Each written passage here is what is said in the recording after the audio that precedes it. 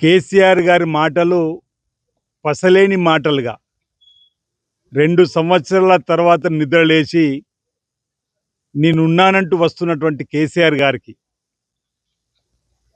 10 సంవత్సరాలలో రాష్ట్రాన్ని ధ్వంసం చేసి విధ్వంసం చేసిన అంశంలో పొరపాటు జరిగిందని క్షమాపణ కోరుతారని చెప్పి అనుకున్నాం.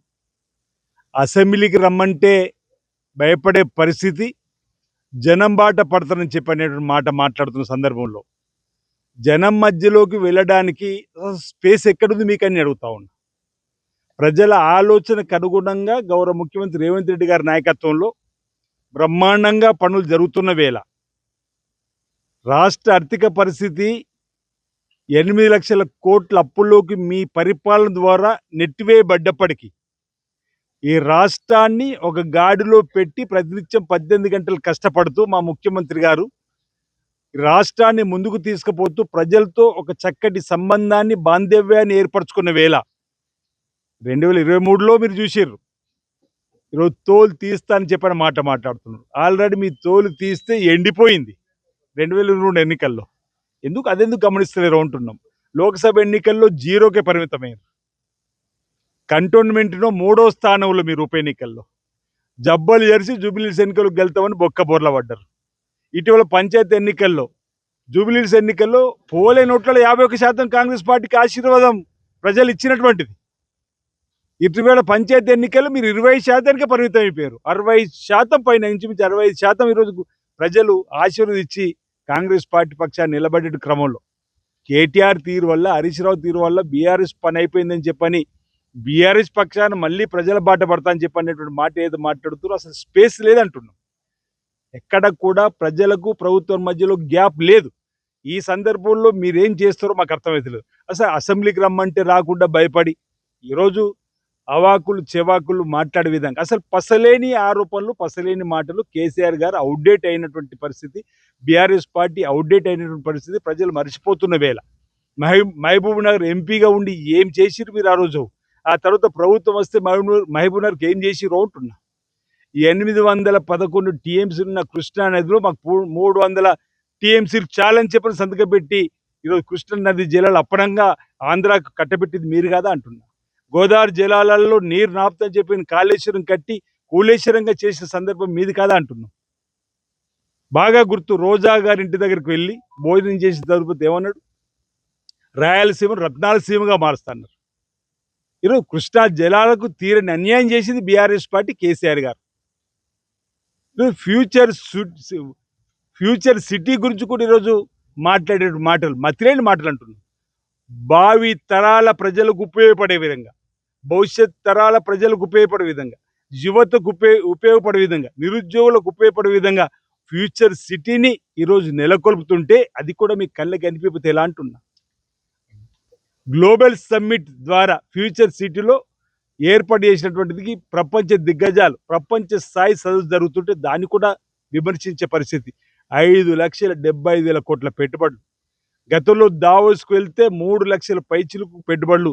ఈరోజు తెలంగాణకు ఫ్యూచర్ సిటీకి వస్తున్న క్రమంలో ఈరోజు సహకారం అందించాల్సింది పోయి ఈ విధంగా 2 ఏళ్ల తర్వాత నిద్రలేసి ఏదో 4 మాటలు మాట్లాడాలి, ప్రజలకు మధ్యలో వెళ్ళాలి అని చెప్పిన మాట. రండి, మీరు ప్రజల దగ్గరకు వచ్చి ప్రజలకు మాకు మధ్యలో గ్యాప్ ఏదో చెప్పండి, వాటిని మీరు అమలు చేసే పరిస్థితి.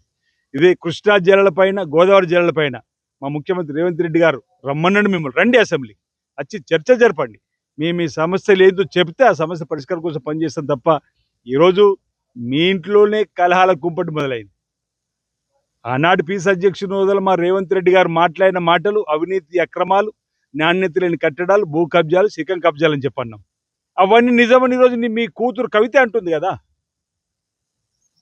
ఈరోజు హరీష్ రావు గారి ఇంట్లోనో ఎవరింట్లోనో బంగారం అయితే తెలంగాణ అంతా బంగారం కాలేదు కదా అని చెప్పని, ఏకంగా సంతోషం ఇంట్లో బంగారం అయితే బంగారం కాలేదు కదా తెలంగాణ అంతా చెప్పని సొంత చెల్లి కవిత మాటలు కేటీఆర్ సమానం చెప్పడు, సొంత కూతురు కవిత మాటలకు సమానం చెప్పారు. ఆ రోజు మా మాటలే ఈరోజు కవిత అంటుంది. ఆనాడు అవినీతి అక్రమాలు జరిగిన మాట వాస్తవమే, భూకబ్ జరిగిన మాట వాస్తవమే అన్నటువంటి దానికి ముందు సమానం చెప్పే ప్రయత్నం చేయాలి. మీ ఇంట్లో ఉన్నటువంటి కలహాలను కాపాడుకోవడానికి కోసం ప్రజల మధ్యలోకి రావడమే తప్ప ప్రజలమైన మీకు ప్రేమ ఎలాంటిది లేదు. కేసీఆర్ గారు 2 ఏళ్ళు అవుతుంది ప్రజల ఇబ్బందులు పట్టించుకోకుండా, అసెంబ్లీ జరుగుతున్న అసెంబ్లీకి రాకుండా, ప్రజల పక్షాన సలహాలు సూచనలు ఇవ్వకుండా ఇంటికే ఫామ్ హౌస్కే పరిమితమైనటువంటి మీరు ఈరోజు తేరుకొని నిద్రలేసి వచ్చి ఏదో చెప్పాలనుకుంటున్నారు. సరికాదు. ఇప్పుడు తోలు తీస్తా అనే పదం సరైనది కాదు. మా ప్రభుత్వము రాకంటే ముందు రేవంత్ రెడ్డి గారి నాయకత్వంలో మీ తోలు తీస్తే ఇప్పటికి ఎండిపోయింది ఆల్రెడీ. ఇప్పుడు ఇంతకుముందు మళ్ళీ చెప్పాల్సినటువంటి అవసరం లేదు. మీరు ప్రజల పక్షాన నిలబడే నిజంగానే ఉంటే మీరు అసెంబ్లీకి రండి, అసెంబ్లీలో మీ వాదనలు వినిపించండి, ప్రభుత్వం తరఫున మీ వాదనలు వినిపిస్తాం. ముమ్మాటికి కేసీఆర్ గారి వైఫల్యం వల్లనే కృష్ణా జలాలు, గోదావరి జలాలు ఈరోజు మన తెలంగాణకు రాకుండా పోయింది. ఎందుకంటే కాళేశ్వరం అయితే కూలేశ్వరం అయిపోయింది, కృష్ణా జలాలను అప్పనంగా ఆంధ్ర కప్పైపోయిండు, రాయలసీమ రత్నాలసీమ మారుస్తున్నాడు. ఇవన్నీ కూడా ప్రజలు గమనించి మేము పక్కన పెట్టిండ్రు. మీ పగటి కళలు ప్రజలు వమ్ము చేస్తారు, గుర్తుంచుకోండి. రాబో 3 సంవత్సరాల ఎన్నికల్లో కూడా తిరిగి మా ముఖ్యమంత్రి రేవంత్ రెడ్డి గారి నాయకత్వంలో కాంగ్రెస్ పార్టీ తిరిగి అధికారంలోకి వస్తుందన్నమాట ఈ సందర్భంగా తెలియజేస్తా ఉన్నాను. మొన్న గౌరవ కేసీఆర్ గారు ప్రెస్ మీట్ పెట్టి రాష్ట్రంలో జరుగుతున్న ప్రాజెక్టుల మీద కానీ, కాంగ్రెస్ పార్టీ వాగ్దానం చేసిన గ్యారెంటీల మీద కానీ ప్రస్తావించడం జరిగింది. మరి నిన్న స్థానిక గౌరవ శాసనసభ్యులు శ్రీనివాస్ గారు మాట్లాడుకుంటూ చాలా పెద్దలు మాట్లాడుతున్నారు. వారికి స్థాయికి మించిన మాటలు మాట్లాడుతూ ఉంటారు. ఏంటంటే, కేసీఆర్ గారు ప్రజలు మీ తోలు తీసినా నీకు బుద్ధి రాలేదా? 2 సంవత్సరాలు అయింది అసెంబ్లీలో వచ్చి మాట్లాడలేదు, నిన్ను ఆల్రెడీ కండెమ్ చేసిండ్రు, ఇది చేసిండ్రు, అది చేసిండ్రు మాట్లాడుతూ ఉంటున్నారు. నేను ఆశీర్వాదానికి ఒకటిసారి గుర్తు చేయదలుచుకున్నా. మీ మాటలు గౌరవించి మరి మీరు ఉన్న పార్టీలో గౌరవ రాహుల్ గాంధీ గారు, సోనియా గాంధీ గారిని భారతదేశ ప్రజలు 3 పర్యాలు తోలు తీసి ఆరేషన్ ఇంకా మీకు సిగ్గొస్తలేదని అడుగుతా ఉన్నా. మీరు స్వతహాగా 4 సార్లు అసెంబ్లీకి పోటీ చేసి ఓడిపోతే మీ తోలు తీసి ఆరేస్తే మీకు సిగ్గు రాలేదా? ప్రజాస్వామ్యంలో ఉన్నప్పుడు యాస భాష కొంచెం గౌరవించుకొని నేర్చుకోవాలి. మీ ఒక్కరికే మాటలు వస్తాయి, ఇంకెవరికి రావనుకోవడం పొరపాటు. మేము ఎప్పుడైనా గౌరవిస్తున్నాం, ప్రజాస్వామ్యంలో పరస్పర గౌరవాలు ఉండాలి అని మేము ఎప్పుడైనా మేము గౌరవించినాం. అంత మాత్రాన మీ స్థాయికి మించి గౌరవ కేసీఆర్ గారు 1985 నుండి 2023 వరకు ఎక్కడ పోటీ చేసినా సుమారుగా 12-13 సార్లు పోటీ చేసిన బై ఎలక్షన్ ఎప్పుడు కూడా ఓడిపోయిన దాఖలాలు లేవు. ఇలా గౌరవ కేటీఆర్ గారు సిరిసిల్ల నుండి 4-5 సార్లు పోటీ చేసిన వారు కూడా ఎప్పుడు ఓడిపోలేదు. గౌరవ హరీష్ రావు గారు 6-7 సార్లు చేసిన వారు కూడా ఎప్పుడు ఓడిపోలేదు. ఓడిపోయి ఒక్కసారి గెలవంగానే ఇక నేల ఏడిచి ఆకాశంలో స్వామి చేస్తున్నావు. ఒక్కసారి నేల మీద ఉండు, ముఖ్యమంత్రి మెప్పు పొంది ఏదో మంత్రి పదవి వస్తుందని నువ్వు ఆశిస్తూ ఉన్నావు. ఆ దేవుని మేము కూడా కొట్టుకుంటాం, మా ప్రాంతానికి మంత్రి పదవి రావాలి అని మేము కూడా కొట్టుకుంటున్నాం. మేము వేరే ఏం చేస్తున్నాం. కానీ మీ భాషను మేము ఏదో సంస్కారంతో ముందటికి మాట్లాడేంత మాత్రం మేము బలహీనలమో చాతకనులం కాదు. మీకు దమ్ముంటే, ఎందుకంటే మీరు అన్ని అబద్ధాలు ఆడతారు. ఇప్పటివరకు 2 సంవత్సరాలు ఏం చేసిందని మేము మీ ద్వారా వారిని ప్రశ్నిస్తూ ఉన్నాను. ఫస్ట్ నియోజకవర్గం గురించి బాగోగులు చూడండి. ఈ గుడి 6 నెలలు చేస్తాను మీరు అన్నారు, ఇప్పటికి అక్టోబర్, నవంబర్, డిసెంబర్ 2.5 నెలలు అయిపోయింది. మరి ఈ 2 నెలల్లో చేయగలుగుతారా? 3 నెలల్లో చేస్తారా? ఎందుకంటే సుమారుగా 5,000 చిరు వ్యాపారస్తుల కడుపు కొడుతున్నారు. మీరు ఒక్కసారి ఆలోచించండి. నిన్న రాత్రి ఏమైంది భీమన్న దేవాలయంలో?